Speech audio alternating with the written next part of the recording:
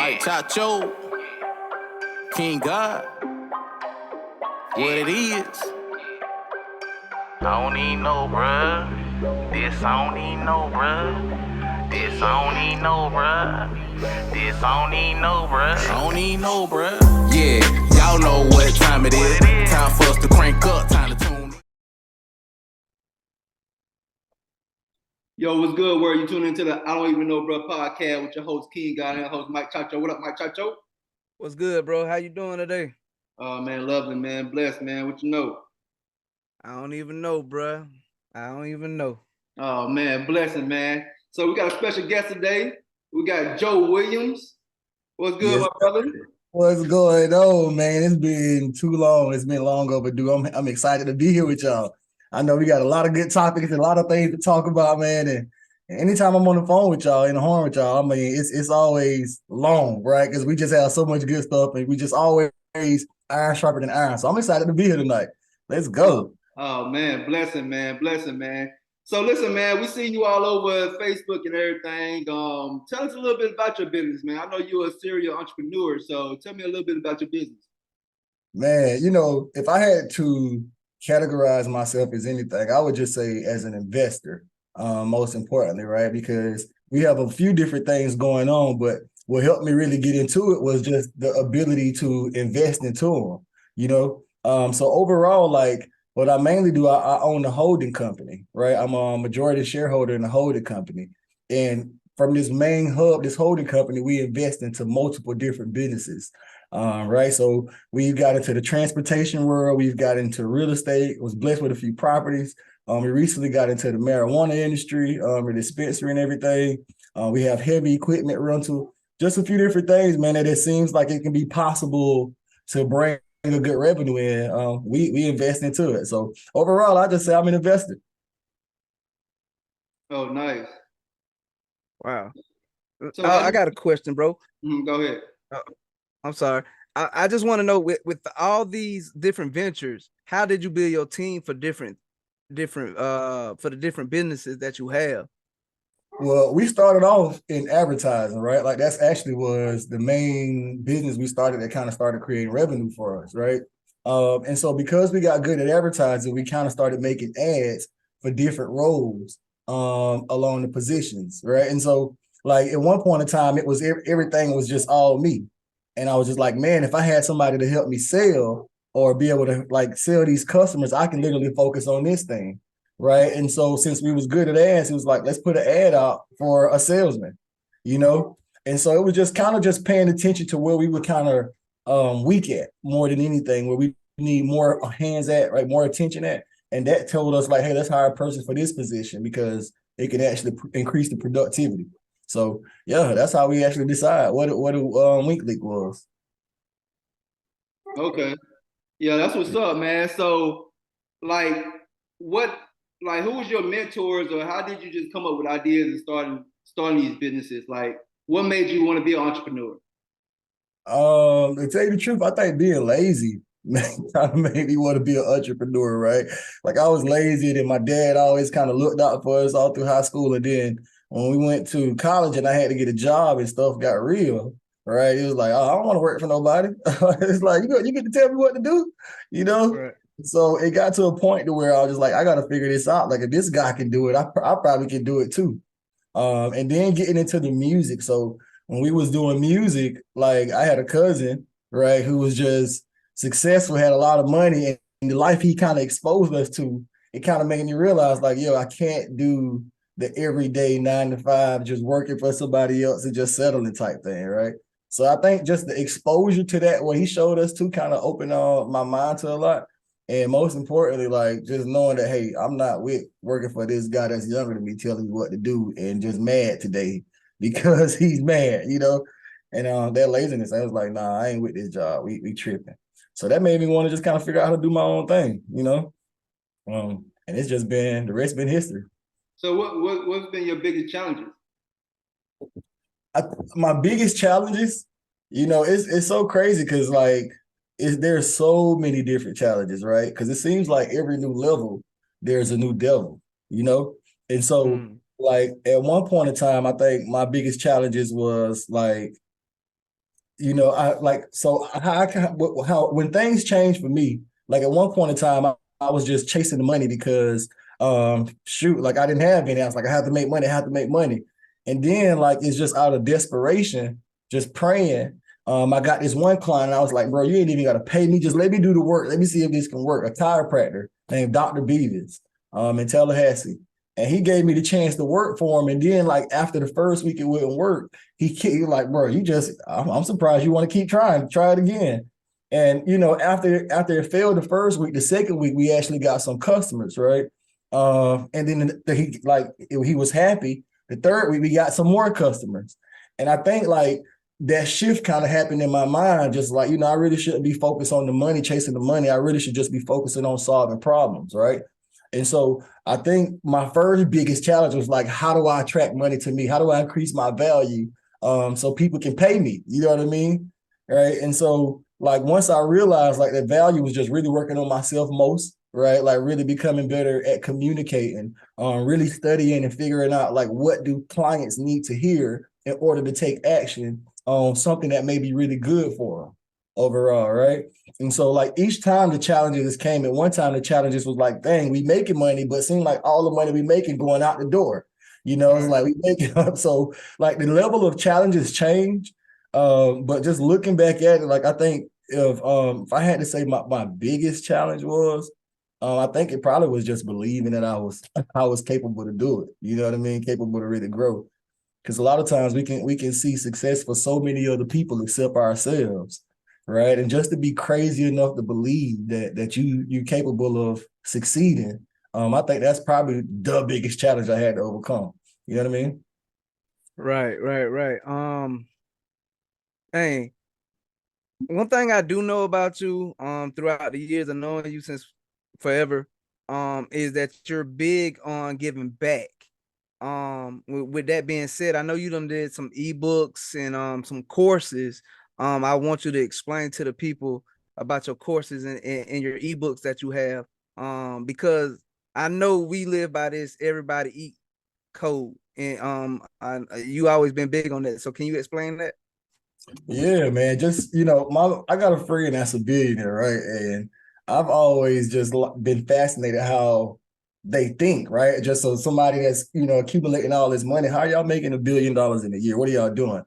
And what was funny is his response was just like, we kept trying to reach it. We was kind of close, but we checked out. We started giving up. And so he said what he started doing, he started overpaying his team.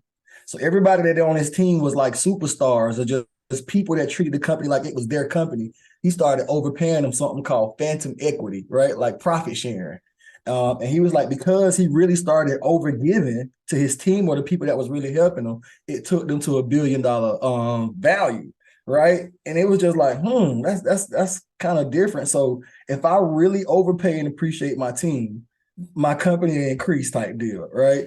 And not just saying it just for the company increase, because whatever you appreciate appreciates. You know what I mean? But like even coming from my dad who was doing Thanksgiving dinners every year for free. So giving always kind of been in our culture, but like it's funny because giving really truly starts the process of receiving, Mm-hmm. and a lot of times we consider, I think giving can probably be one of the most selfish things that you can do on the low, because I mean, in a sense, you giving it always kind of come back. It's like what you put out kind of comes back, right? And so I think by the fact of us giving and not even just doing it to get something back, but just because at a certain point, like especially when you're working towards to make a good income, like the income don't be super exciting no more, right? Like, but when you get to help somebody and people like, thank you, man, I appreciate it. This has really done a lot for me. Like that kind of just gives you a different feeling more than anything, like really genuinely being able to help somebody. And it's just funny because it seems like it always kind of come back tenfold in some other way. And so just even having that concept, right, in marketing, because a lot of people, the first thing in business they want to do is make a sale, right? But we're in business, we make a sale to get a customer, in a sense, right? A lot of people get customers to make a sale. Like, so once we make a sale, we really want to figure out like everything about you, because who else are out here just like you that we can start changing our messages to attract. right? So we make a sale to get more customers. And so understanding that there's a law that giving starts the process of receiving, it was like, okay, what if I can give a lot of helpful information and put it in this downloadable document and give it away for free, right? Number one, the type of person that's going to download my book is interested in the topic, right? So if I make a book like 21 things you should know about starting a profitable investing company, holding company, right? The only people that's going to download that books is people that's thinking about investing. You see what I'm saying? And so literally by me giving something that's good and valuable away up front, it allowed me to get closer to a potential customer, right? To really start building a relationship with. And so just understanding that giving started the process of receiving, we use it in so much of our marketing. Like it's a big lead generation. It's a big way for us to get a lot of customers, emails, phone numbers, their names. And so like, since we created those, we was like, hey, let's put these same things that's in this step-by-step ebook into a step-by-step video course, right? Because it's all just a consumption of information, right? And so having that ability to give, like you say, and at the same time take that information and put it in a step-by-step format where people can kind of like, utilize it, right? Get some results from it. It's just funny how it all came together. So we had the ebooks out here giving away valuable information. And if the ebook, like if you want to learn more, come get these video modules. They'll walk you through the process in this ebook. And like, hey, we both happy. You get what you want. I get a couple of dollars from it. Everybody happy. Yeah. Yeah, and that's good because you're not being greedy either. And like you said, you give and receive. What part of that do you find it hard? Because I know you work with people all over the globe, and you got people all over the globe on your team. But I see you doing a lot for the community also, Boston, Thomas County, period. Do you find it harder to work with people that you know or family and friends versus somebody like a complete stranger? And what kind of advice would you give somebody to, go forward as far as business goes? It's funny because when people used to knowing who you used to be, right? It's kind of hard for them to just change the narrative of who you are, who you're becoming, and it's hard. The best way to kind of create a new story is get away from the people that knows the old one. You know what I mean? Right. And just even thinking like Jesus Christ himself, like the people in his town ain't believe in him. He had to do something else, right? And just knowing that fact that like it's understandable because they know who you were, right? They know who you used to be and know what you used to do, and your reputation can follow you a definitely long way. But I think the biggest thing is like people don't see you how they see you. They really see you how you see yourself over everything, And so I think if you can learn to see yourself a certain way long enough and really work on like becoming who you see yourself as, eventually they have to see it too. You know what I mean? Because eventually we all get to see the true you and who you are, right? And if the work you put it in, if you really put it in the work, we get to see the fruits of that labor. So overall, like, man, like I think you can't worry about what the town or your old story. I think the biggest thing is if there is no enemy within you, ain't no enemy outside. The enemy outside can't do us no harm. So I think it's important for us to see ourselves as up there, because we always say this influence chart, right? Level 1 from 10. And you guys remember on Charlie Brown? Y'all know Charlie Brown couldn't even get Snoopy to do. He couldn't get his own dog to do nothing. Y'all remember that? Like, right. So his influence level is at a 1, right? And on this chart, 1 to 10. And like there's this saying of E.F. Hutton, this guy who was real big in investing. And there's this saying that say when he talk, people listen, right? So his level is at a 10. And I think most people see themselves, like if you ask like, what level do you see, if you're great, like what level do you see yourself as? Like most on a 1 to 10. Most people literally gonna say, I'm about a 6, it's good and all this little stuff. Where like they don't see themselves as, I'm like, yo. And JoJo and Mike, that's one thing I have always loved about y'all, bro. Like y'all always knew that y'all were them guys. Like y'all always knew that we were the biggest. Like I remember JoJo used to do shit that nobody used to do stuff that nobody else used to do in the whole school, But I think that level of self-confidence, I don't know if that comes from parents or what. But I think most people that don't have that though. So like you believe in yourself, man, it don't matter what nobody else think. That's fact. That's real, man. That's real. It's called evolution, bro. It's called evolution. And as far as what you were saying, people want to see you the same way all the time. I mean, people grow. I ain't, at 30, I'm not the same as I am at almost 40 now. So it's different, but people can always stay back there if they want to. But it's gonna be up to them. But anyways, man, with that being said, bro, what is the hardest business you done tapped into so far? Out of all your different lucrative businesses that you have, what is the toughest? I asked that because where I stayed in Florida, I read it's one African American or a black man that has got approved for a marijuana license to harvest and sell marijuana legally in Florida, and it's probably 4,000 Caucasians that's doing that just get a license like boom boom. So what is the hardest business that you started so far?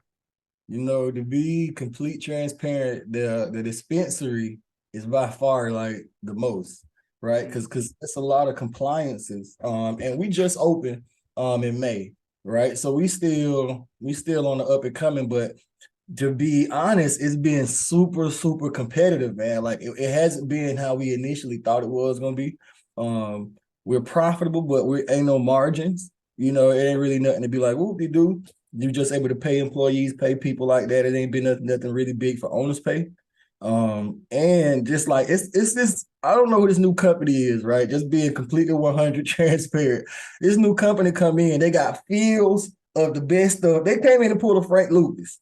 Like they got the best stuff for the cheapest prices, and they got it galore.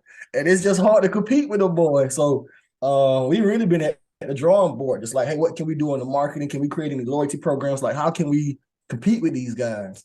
But these guys making it hard. So just because of the competition, you would think the marijuana business is just gonna crush, and it makes good cash flow, but is no profit margin. So like out of all us, like we have the heavy equipment business renting out, and it stay rented out, right? Like it brings in a really good margin. The real estate, because how we got those structures do good. And it's just everything else have some good margin. It seems to be turning income every single month. And lately, some of them have been doing some ups and downs, but the dispensary has not did nothing near that we thought it was going to do. And I just think it's because it's just like a super, super competitive market. And so we figured it's a flood. It's a flood. I see it on the investment side. It's kind of like crypto to me. It's like one minute they'll hit, and then the next minute they'll bottom all the way out. And it's a long run deal, man. There's a lot of regulations still got to go into it. But I just asked that because I read that article and I was like, man, it's already tough for us to do anything, to start anything and try to do it the legal way. Right. So when I read that article and you said that, and I already knew about the business of that you're doing with the cannabis, I just want to know how hard it really was, that your hardest business that you had. With that being said, but I do know it's very competitive when I read about it. It's crazy, man, because I mean, coming into it, we had all these numbers, these risk mitigate, these milestones that we may come up. We had all these plans, and it's making money, and our location is superior, right? Like you literally can walk out our store and see the Oklahoma Sooners, like school, right? Like it's on like right on University Boulevard. So it's just in top location, but literally 2 blocks away, there's another dispensary. 4 blocks this way, there's another one, right? Like, and we knew that there were some people, but seemed like here lately, these new guys have just been like, they have a really good brand and they're all over. You know what I mean? They're really based out of Oregon. And they've been putting pressure on everybody, bro. And we just surviving right now. So it ain't really been profitable like we thought it was, Still young, but you just think marijuana, you finna come in here and make a killing. You know what I mean? No, man. We actually planning on doing, because the guy that we got our grower, he has his mechanical botanist degree, right? So he's good at pollinating, breeding these plants and stuff. And so our approach kind of had been like, hey, let's maybe approach some of these celebrities and people and see if we can get them to create their own strain through us, right? Just speaking, up here with you guys. But let's just kind of be in our approach, just thinking, how can we beat these people with something different? Sometimes different is better than better. You know what I mean? So it's just that market ain't playing. So whoever that company is, they really got the best for the lowest. Like it's crazy. Yeah, we we know the game too, man, because you know the game. So, but as far as like, I know there's a lot of challenges when it comes to black-owned businesses. And when people label themselves as black businesses, do you think it hurt you more or help you more? I think it hurts you more, man, to tell you Yeah, the truth. yeah, Uh, bro. I think it's cool, right? Because, black people didn't have a lot of things back in the day, right? Who we coming from. So anytime we have something that seems to be progressive, I think it is something that needs to be celebrated. But I think it titles you to a notation that make it hold money back from you, Because at the end of the day, green the only color that matter in the business world, right? At the end of the day, and I think it's important. I like the idea of it, right? So I can know this is a black-owned business. I want to support this business, right? And just recently after the mini marathon, we had a goal to support 100 businesses this year, 100 black-owned businesses. And after the mini marathon, we actually was able to literally, whether it's purchasing something or just donating or just giving money to help them sow into their business. We actually helped over 100 black-owned businesses. So I love the thought, right? But I think if you just announcing that, especially into a world where there may be some white people just like, we want to do business with you, but black owned, what is it like, Yeah, what I got, So yeah, I because think it kind of strayed away a lot of people too, because they'll look at it and be like, well, do we buy here too, or just only for blacks? right. Because I found that as a crutch also when people say black owned businesses, because black people ain't supporting you, period. So it's hard to even get your own people to support you when even if you said black owned businesses, you know what I'm saying? So For real. it's a hell of a trend, it's a hell of a thing, because I would love to see more and more black owned businesses. But when you label that as black owned business, a lot of people are already gonna look at it like, even black people, they're gonna look at it and be like, It's so true. Ain't uh, it sad? you know what I'm saying? Because I get it, I get it, bro. Because like I said, I've been in business for years, and when somebody know you was the owner, they be like, okay, y'all did a great job, but Yeah. you know what I'm saying? So I don't, you know what I'm saying? I think it's a bad, bad thing to say that, but it's a good thing also. But we just got to get more people to support us, man. How do you get more of us to support you, or is it just more like, man, whoever can support me, just support me? I'm a truly believer in like giving is this process of receiving, right? Like, because if I want to get support, I feel like I need to give support. You know what I mean? And I Mm-hmm. think sometimes you can do something and people will kind of feel like, I'm gonna tell you some real stuff. Like they threw a surprise birthday party for me, and all these people here. And then like my little sister had a birthday party and I didn't make it. And she was like, I actually came to your birthday party. And I kind of felt like, dang, I didn't make it to yours. But literally just the fact that her doing something for me, and if I would have scheduled it properly, I could really feel obligated to be there. You know what I mean? So like giving really does start the process of receiving. Like if I'm supporting 2 or 3 events that you have and I have an event, you don't support it, we gonna be like, yo, you tripping. You see what I'm Exactly. saying? So I'm just looking how like I don't like how can I get support? I'm like, how can I give support first? Like I know if I give it, it has to come back to me. You know what I mean? Yeah, I feel the same way. I just feel when it comes to when we say black owned businesses, a lot of us think, oh man, we're gonna get cut a deal or something like it's like an automatic discount. Right. And but we don't ask for no discount when we go holler at these other companies, you know what I'm saying, that is not black owned. So I think it's like a stigma when you say black owned, because really and truly I want everybody money. I don't care who you are, as That's long as it's righteous and it's proper and it's good energy behind it, you know what I'm saying? But I feel like we get a bad rap as people of color because a lot of us look at it like, oh, you own a business? I know you're gonna hook me up. I know, I know you're gonna put a couple of my trucks on the road, or I know you got that strand, and I know I'm gonna get a deal. That's why it's It's people don't crazy. sell weed like they used to no more because everybody want a deal. Now you gotta deal with the farmers and the just being real. So I totally understand that whole labeling is not it's not been I don't think it's always beneficial. I'm not gonna say it's not beneficial, but I don't think it's always beneficial. But I could be wrong, on a lot of things. But I like to support people that support us, but I also like to support everybody because Absolutely. everybody supported everybody. That's how everybody gonna eat, and that's That's just real. so I totally understand how you coming on that because I hate when people are one mind, like one track minded, and I'm just gonna do all this for the for the community, but the community don't always reciprocate. Sure. And it's hard. It's hard trying to do stuff for the community when nobody else want to try to help, Yeah, or that's support real. it. You know what I'm saying? So I totally understand that, Joe. But And I do have a question. I have another question. okay.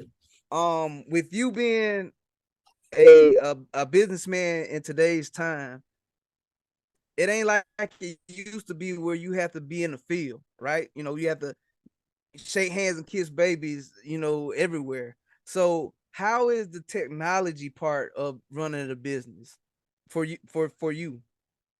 The technology part is I love the fact that we can be remote, right? And it's so powerful just to have a cell phone, right? Like this here is just it's so crazy how you can utilize it. Like you don't have to be in the field, you don't have to be in the office. Like if you got a phone number and you can talk sense, right? Like if you can talk, like if you know how to talk the language of investing, if you know how to talk the language, like JoJo, like you big on stocks, Mike, you big in the real estate, right? Like if a person come to us not talking the right language, we already know that you don't know what's going on, right? Like we can sense that. And so the fact that now that you can literally be anywhere, right? We making deals across the world, selling products across the world, and it's literally being able to communicate that through the technology, you know. And just even kind of just backtracking a little bit to even about the business on the part too, because truthfully, like I don't want nobody to know I'm a business owner at the end of the day. Like if you look on my profiles, it says a holder of this company, right? You don't know if I'm the majority holder. I can be the little holder, you know what I mean? But I'm a holder in this one company that owns multiple companies. So if you look at our portfolio and you look up Joe Williams, you probably ain't gonna see too much, right? But if you look up Williams Milton, you're gonna see, okay, this company has almost $1 million net worth right here, you know.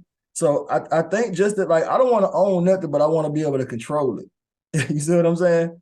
The whole first thing of thinking that we need to own it, like we done already, like when you own something, you got it's a little liability coming behind it. You know what I'm saying?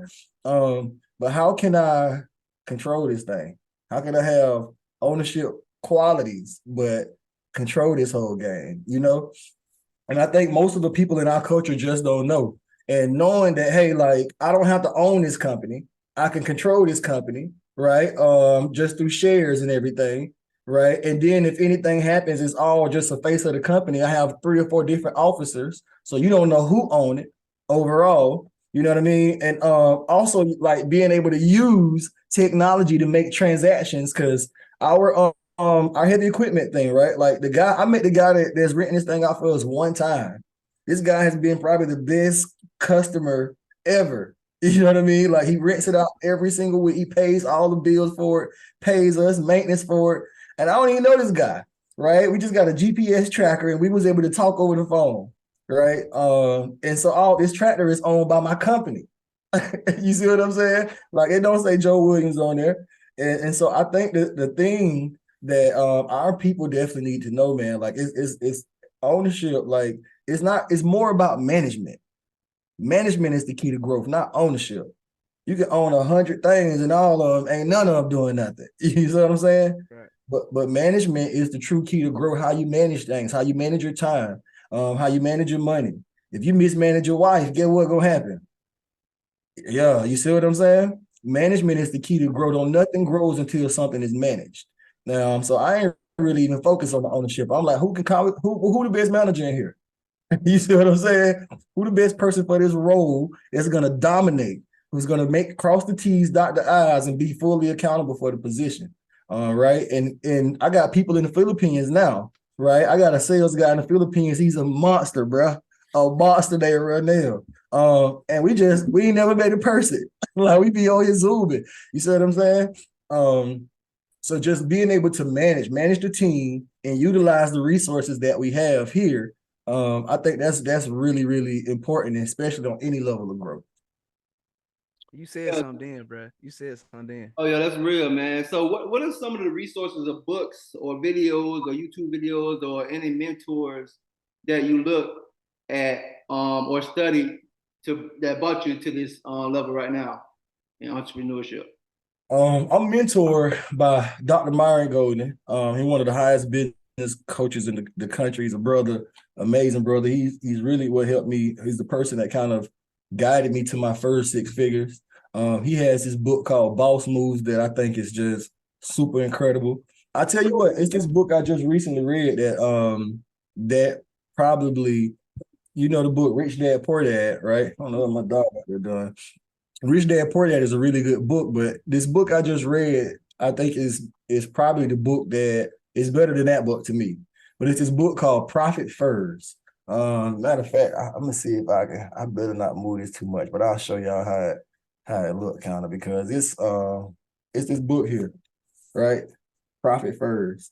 Because remember, like one of the challenges I was saying at one point in time, we was making money, but we was structured. We was having decent money, but seemed like all the money that was coming in, it was going out, right? And before I got an accountant, it was just like I was thinking, like as long as I can pay the expenses in the company, pay payroll, and just pay myself just a little bit, I'm fine, right? And that was just completely wrong thinking. I was like, yo, this business need to serve me. I don't need to be just serving this business. You know what I mean? Right.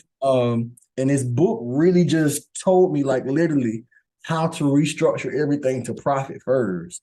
And so we adjusted so much in our company just so every single transaction I'm profiting there for the holding company. You see what I mean? And that probably was just like one of the most eye-opening books because like most businesses are broke. You know, most businesses are struggling. Like a lot of them are just literally a month away from closing down if they miss anything, you know? Mm-hmm. And so I wanted to get out of that rat race for a while before it started increasing. And that book there just literally showed me like, yo, if you structure this way, there is no like we struggling for money in here. There is no, hey, I don't have enough money to pay the taxes or IRS when they come. It literally structured the company. And I just feel like now that we've been rolling with it for a period of time, I feel like it definitely feels more freeing more than anything. You know what I mean? Yep. So that's definitely a good one. Yeah, no, that's a good one, man. Where do you see yourself in the next 5 to 10 years? Crushing this shit. Damn right. I'll tell you what, man, like, bro, it sounds crazy, man, but like just this whole transportation thing that we're getting into with this whole freight broker side, like we've been blessed to partner up with a software developer team, Process Intel, who's actually creating our own software for us too. And I've just seen like these brokerages that have their own software, it really takes them at a different business enterprise value, you know? And so if God's willing, man, and we take in and we just go hard, we touching $1 billion. We touching $1 billion revenue because we just been studying these other companies. Like, what are they doing? Like the ones that's making 11 billion, 7 billion. It was like, so they just have this software that really helps create them as a software as a service. It's called SaaS, right? Where other people can use this software, they charge for it. And it's in a crazy industry.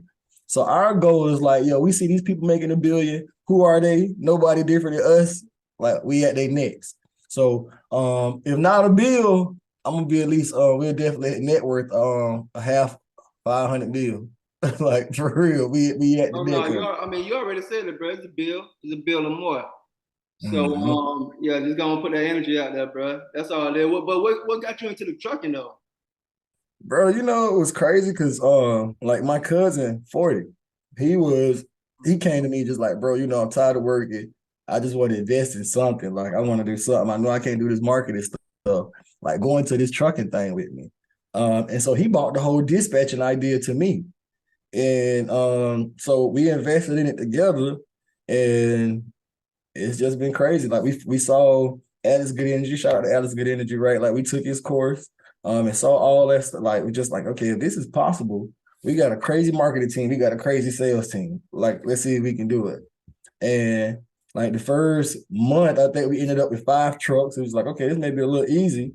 And it's just been going, going ever since. So it wasn't even nothing I thought about. Like, let's get into the trucking world. It was like, hey, let's do something. And my cousin 40, he don't even do anything in it now. He just sit back and just collect some cash from it. So he loved it too. He kind of That's went real. through that thing. So yeah, man, it's funny, bro. It's funny how life just direct you, just being open and being willing, like, you know, like not really being closed-minded to opportunities, right? And I think a lot of times we'll close things off, people will present things to us and we just like, nah, I'm good, or we'll judge it before we really get some time to just look at it a little bit, you know. Yeah, I'm learning how to get out of that mindset, man. I'm learning how to get out of that mindset. I've But been really meditating about that. that come from letting the fear go. Right. Everything is fear based, man. Because at the end of the day, we all got that. So it's kind of like you gotta just go out here and go hard.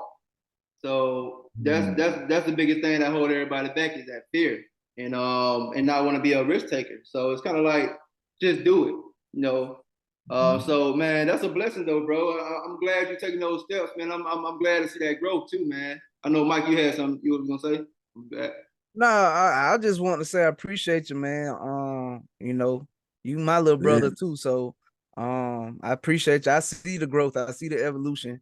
So I'm proud of you. And just keep going. And I you know, we're gonna rap and we're gonna make $1 billion together. And we already spoke, it's already in the air. We what 2 degrees away from separation or whatever they say to get to this money. So it's happening. It's happening. Each and every day, man. And I think as long as we do our part of it, it ain't got no other choice but to happen. You know what I mean? We just got to get out our own way, man. If we can get out our own way and understand that it's bigger than Boston, Georgia. It's bigger than Thomas County. It's bigger than Georgia. Period. I mean, this world is so big. Like you say, it's on the phone, man. You can do everything on that phone. And I totally like this. Been a very very productive Zoom episode because you threw some nuggets out there. And I want to ask you about that program, that software you said that you can rent out one more time. I wanted you to say that out loud again because I didn't really catch it. The software that you can rent out, what's that?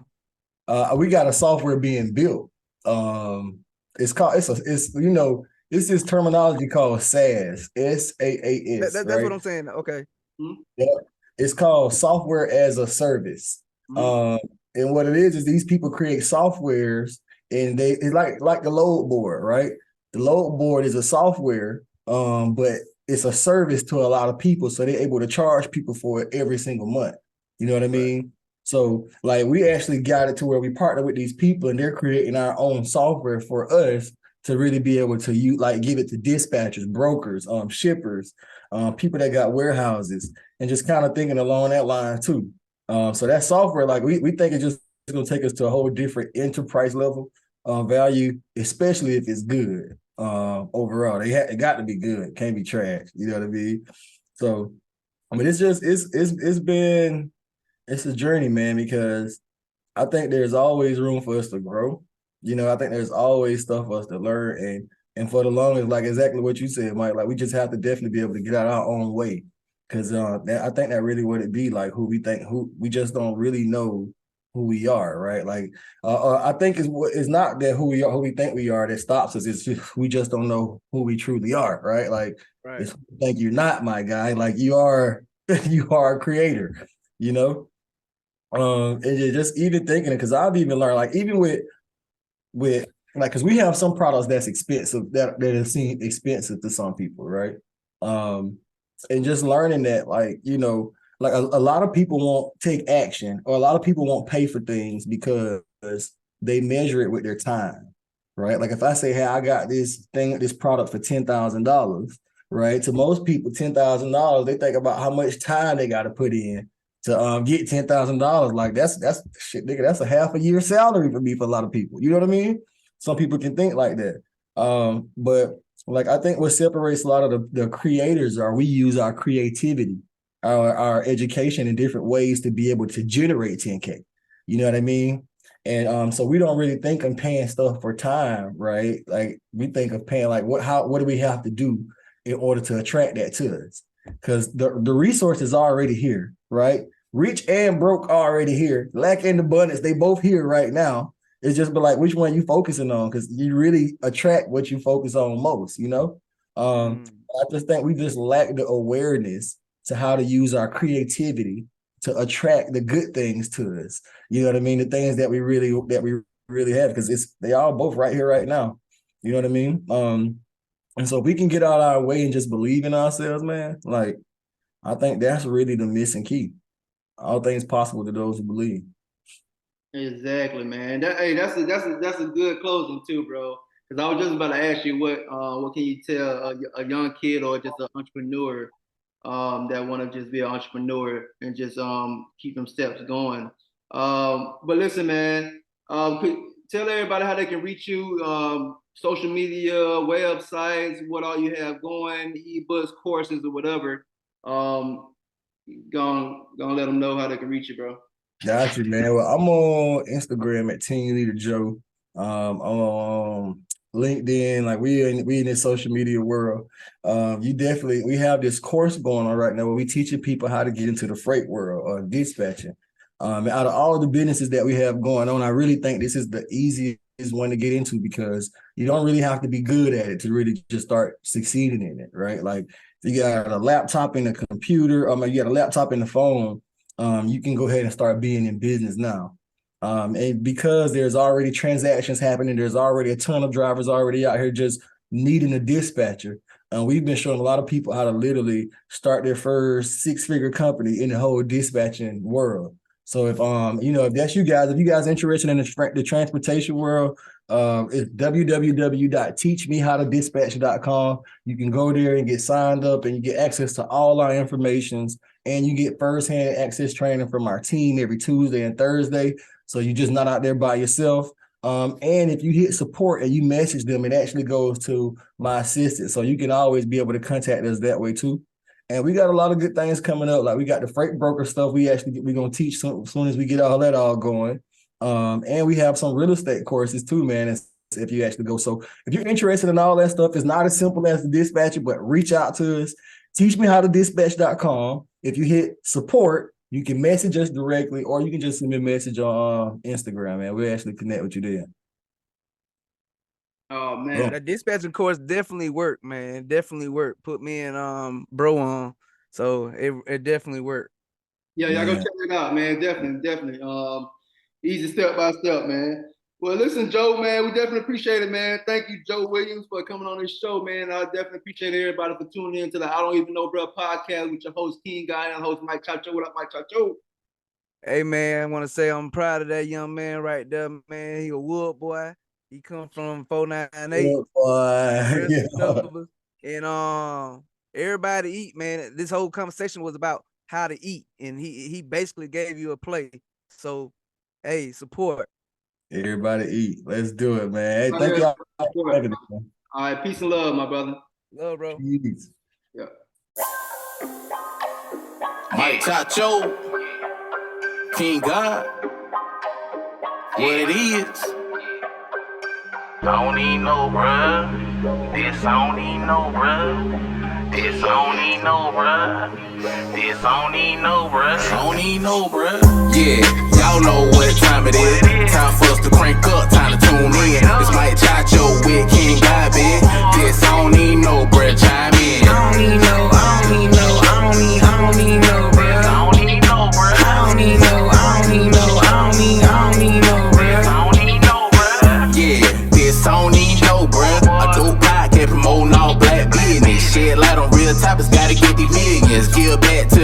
doing something different. Everybody tuned in.